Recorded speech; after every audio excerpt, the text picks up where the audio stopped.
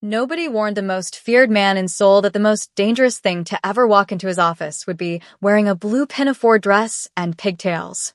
Nobody warned her either that the man everyone in the city crossed the street to avoid would be the only one willing to cross the room for her.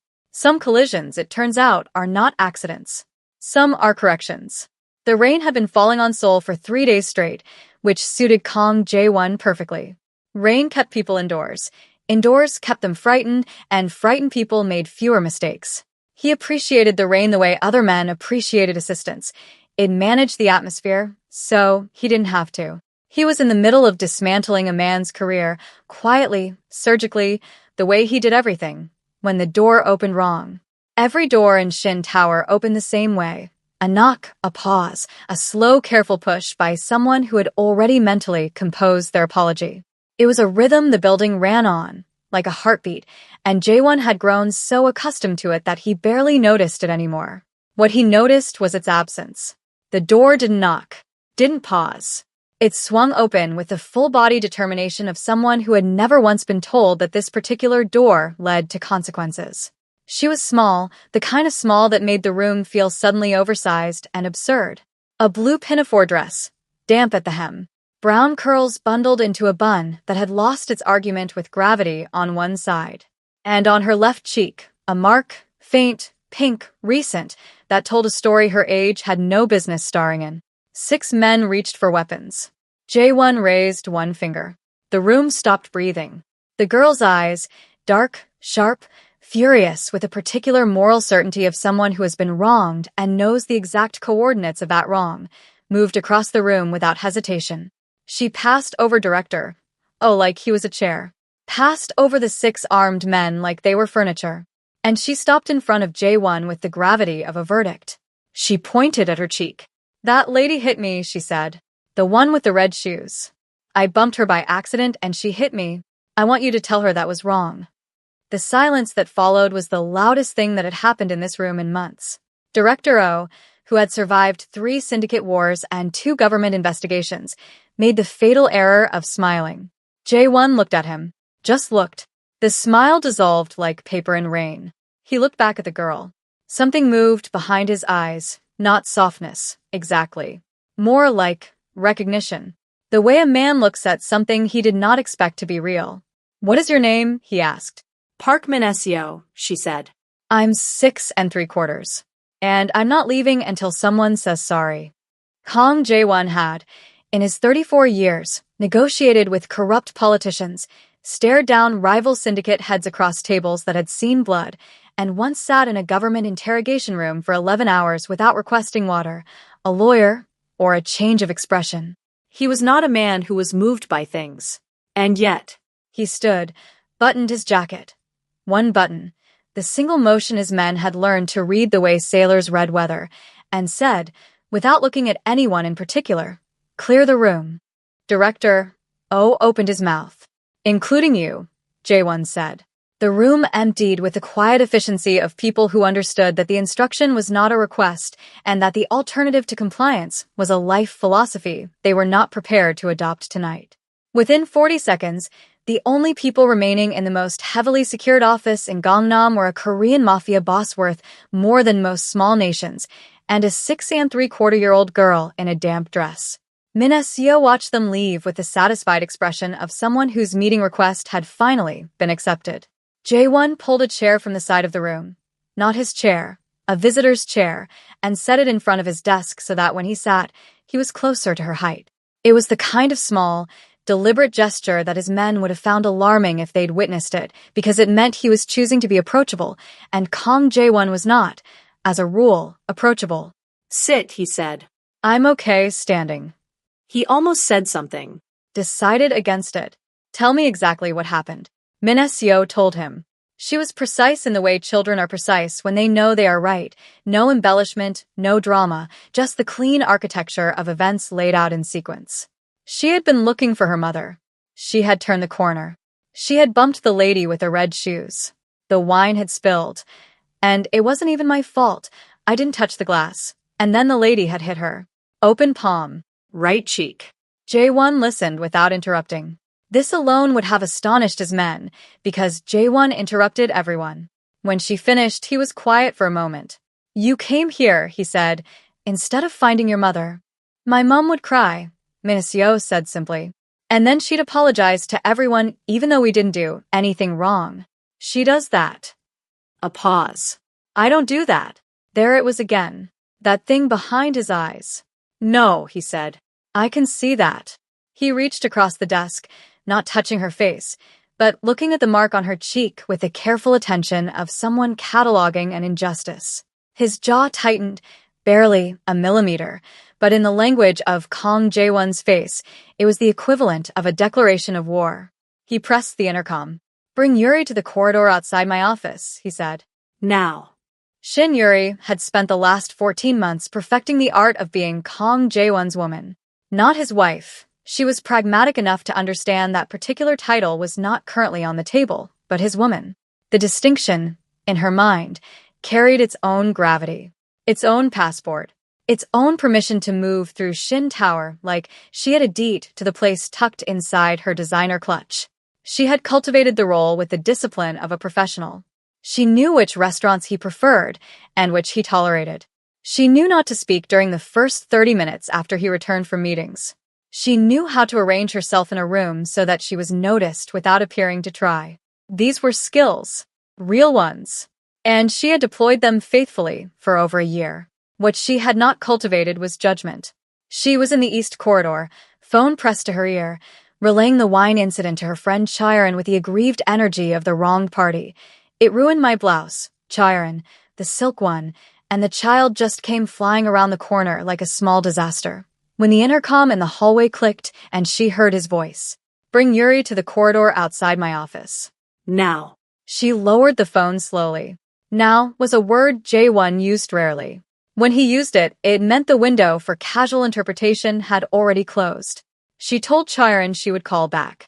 She smoothed her dress, black, elegant, armor in the only war she knew how to fight, checked her reflection in the darkened glass of a framed painting, and walked toward his office with her chin at the precise angle she had decided projected both confidence and innocence simultaneously. She had practiced this angle. It had worked before. The corridor outside his office was empty except for 2 guards, standing with the animated personality of lampposts, and J1 himself, who was leaning against the wall with his hands in his pockets in the deceptively relaxed posture of a man who has already decided everything and is merely waiting for the other party to arrive at the conversation he has prepared for them. "J1, she said warmly. Warm was the right register. Warm said, "I am not worried, because I have done nothing that reasonable people would consider serious." He looked at her for a moment, without speaking. This was normal. She waited. "The child," he said. The mark on her face. Yuri exhaled, carefully, quietly. "It was an accident. She ran into me. The wine went everywhere. I reacted.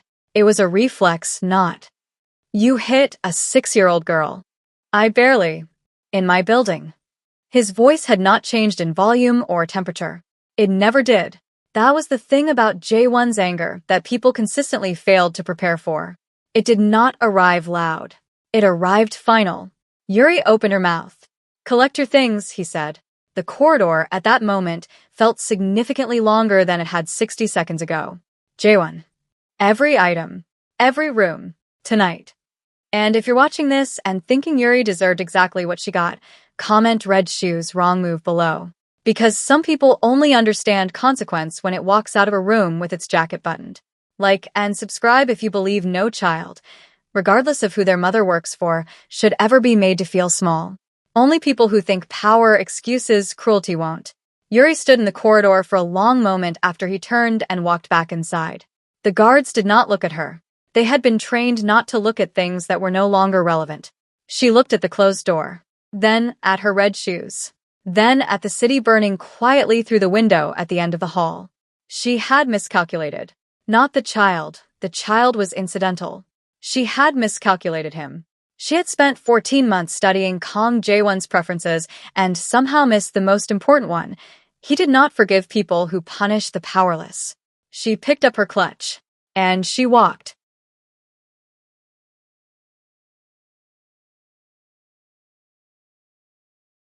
Park Soo-yeon was on her knees scrubbing the grout between the tiles of the 13th floor bathroom when her supervisor, Mr. Beck, appeared in the doorway with the specific expression of a man delivering news he did not entirely understand, but was reasonably certain was above his pay grade.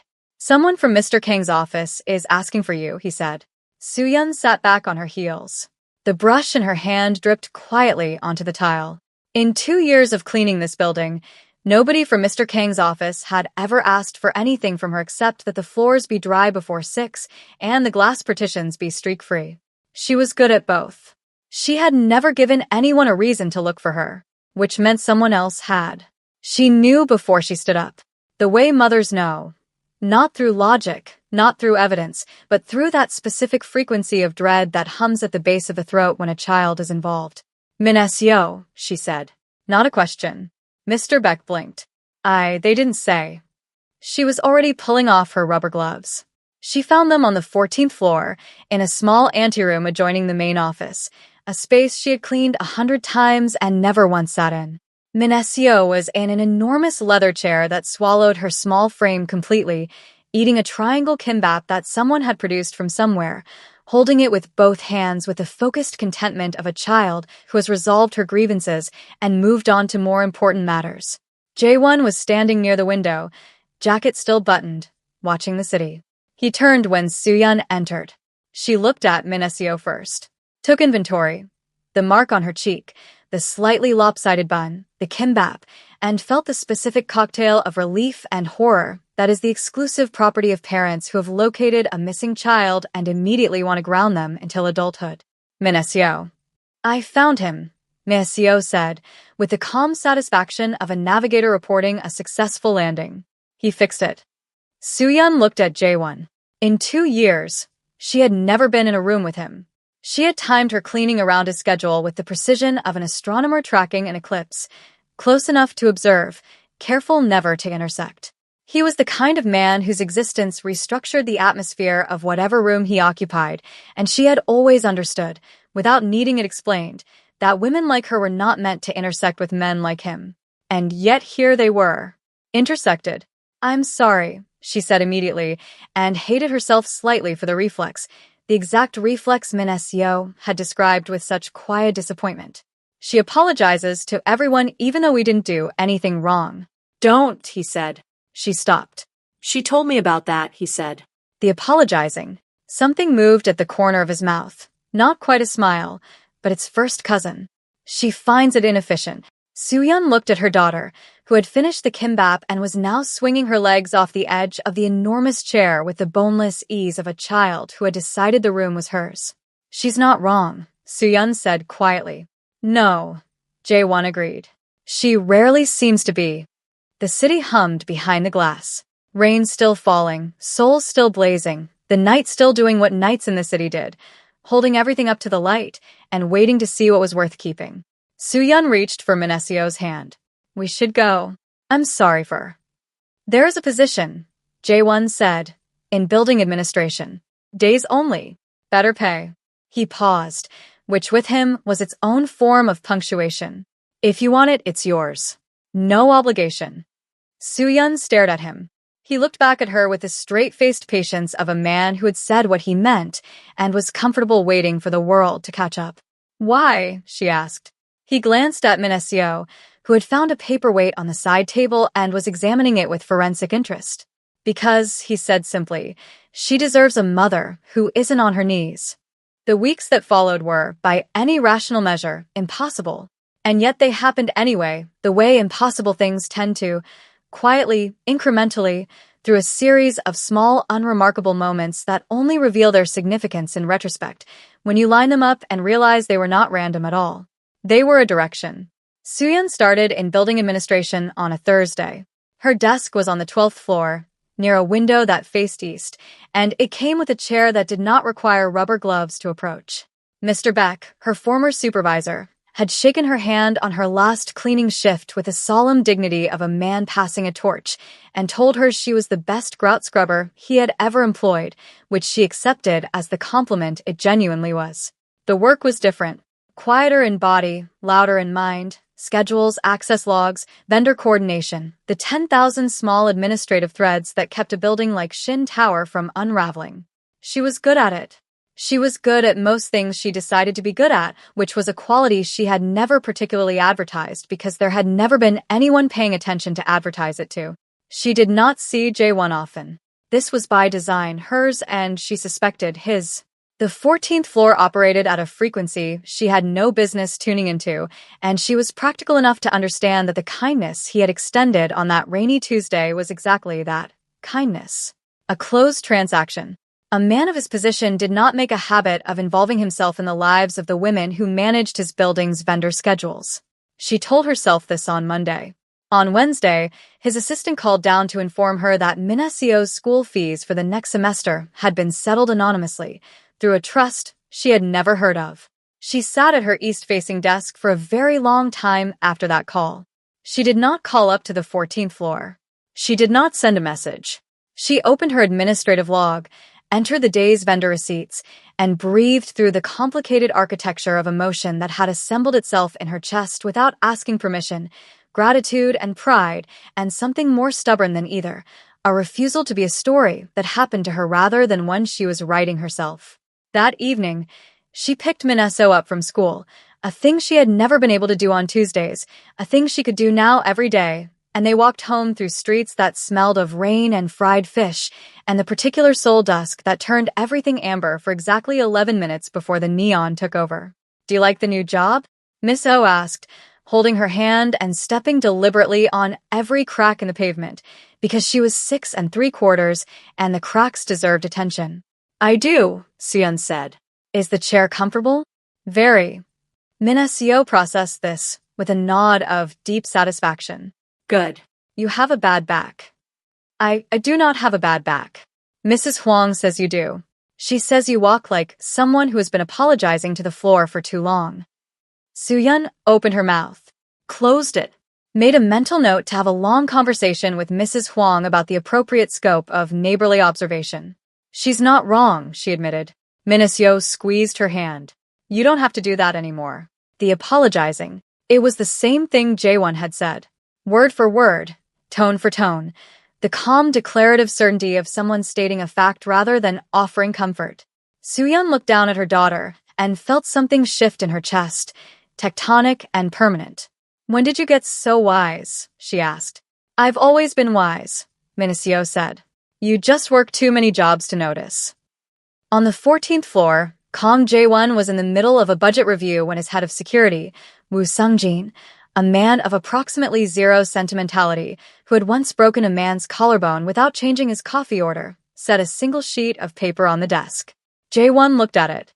It was a hand-drawn picture, crayon on ruled notebook paper.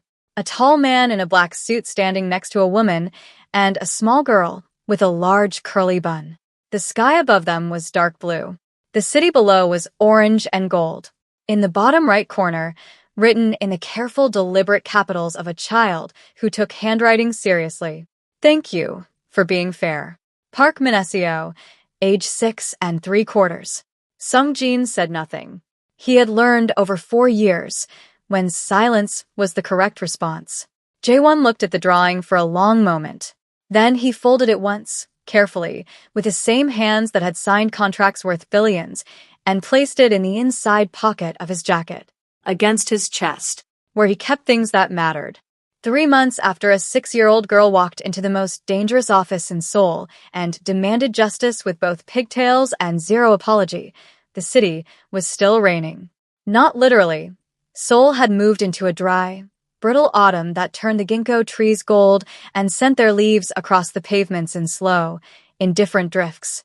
But in the world that Kang Jae-won occupied professionally, it was always raining. There was always a front moving in from somewhere, always a pressure system building at the edges of his territory, always someone somewhere who had decided that the space between his attention and his action was large enough to exploit. This time, it was Director Oh.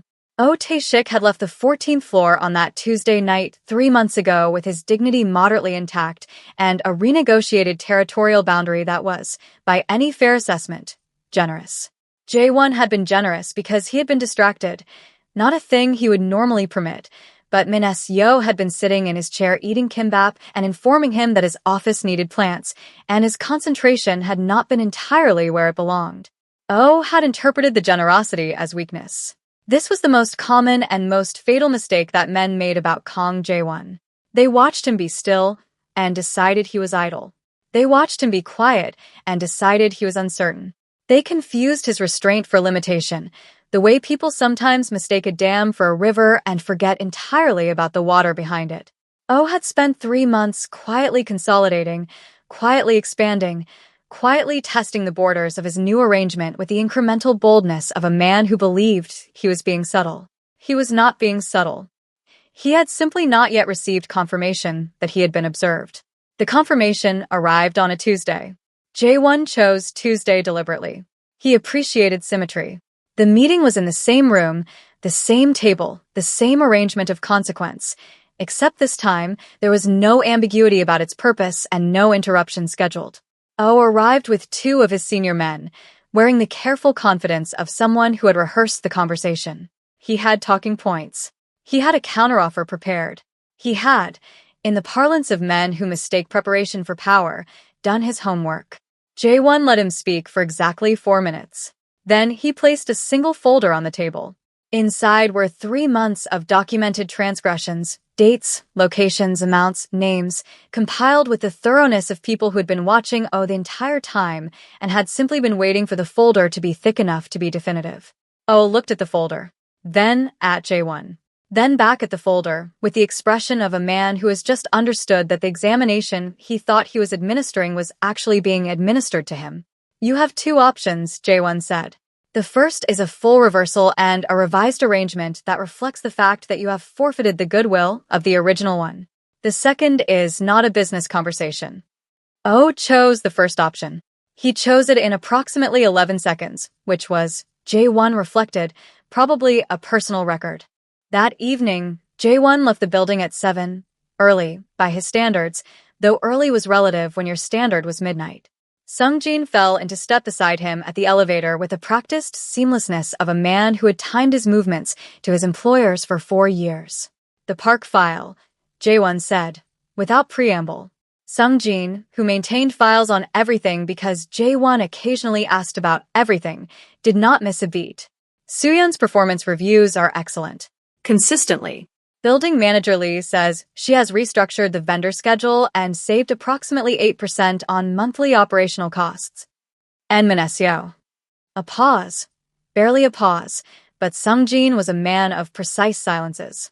Top of her class. Her teacher submitted a note last week describing her as, he consulted his phone, assertive, unusually principled, and occasionally exhausting. Jae-won said nothing for a moment. That tracks, he said. He did not plan to stop at the 12th floor. This was something he told himself with reasonable conviction as he stepped out of the elevator and continued telling himself with decreasing conviction as he walked the east corridor toward the administrative office and abandoned entirely when he found himself standing at the open door of a room where Soo-yeon was the last person still at her desk, working by the light of a single lamp, the city spreading gold and dark behind her through the east-facing window. She looked up. She did not startle. He noticed this, filed it away. Most people startled when he appeared in doorways. She simply looked up with the calm attentiveness of someone who had decided, at some prior point, not to be afraid of him. He wasn't entirely sure when she had decided this, but he found it. He searched for the word, restful. The way it was restful to be in a room where nothing was performing. Mr. Kong, she said. You're here late, he said. Quarterly vendor reconciliation. She gestured at the spreadsheet on her screen with the mild resignation of someone at peace with their workload. It has opinions. He looked at the spreadsheet, then at her. Then, because he was not a man who manufactured small talk and did not intend to start, he said, Have you eaten?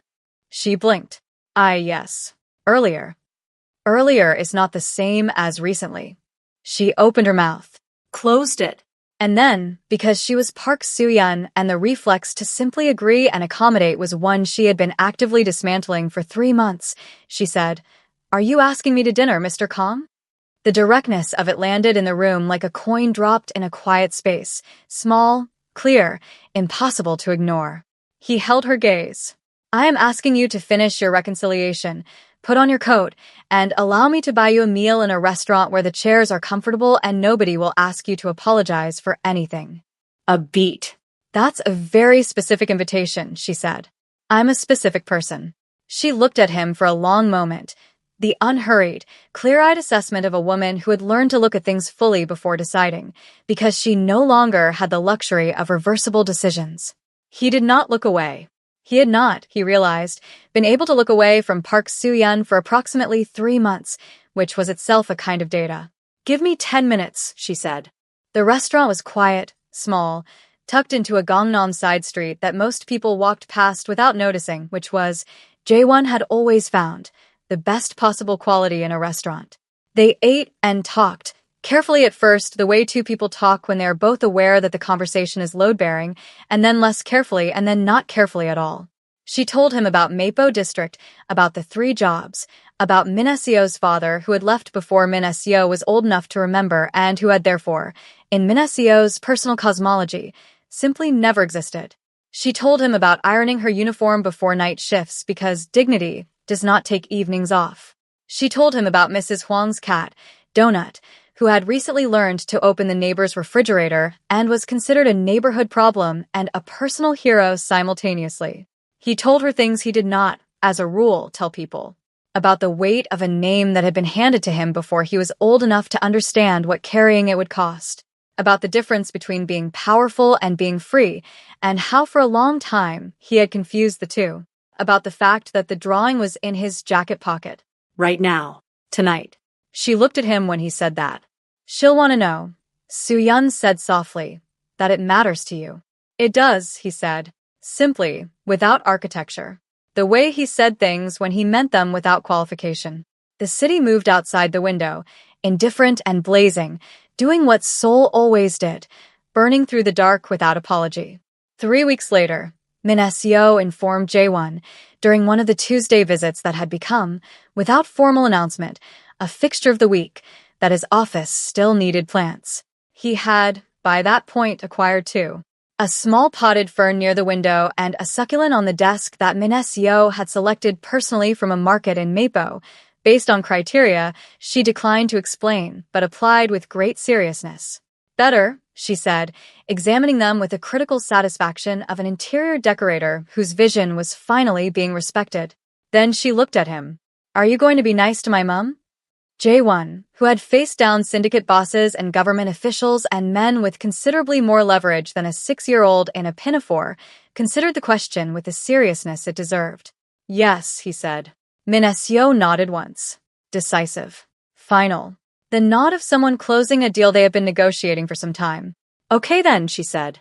And she picked up the succulent, moved it 3 centimeters to the left, and declared the desk officially improved. Outside, Seoul burned gold and bright, the way it always did, indifferent to everything except the fact of its own light. And on the 14th floor of Shin Tower, for the first time in longer than anyone could measure, the most feared man in the city sat in his chair with plants on his windowsill and a crayon drawing against his heart, and felt, unmistakably, irrevocably, like a man who had been found. Not by power, not by strategy, by a 6-year-old girl in a yellow raincoat who had walked through the wrong door and accidentally opened the right one. Outside, Seoul burned gold and bright, the way it always did, indifferent to everything except the fact of its own light.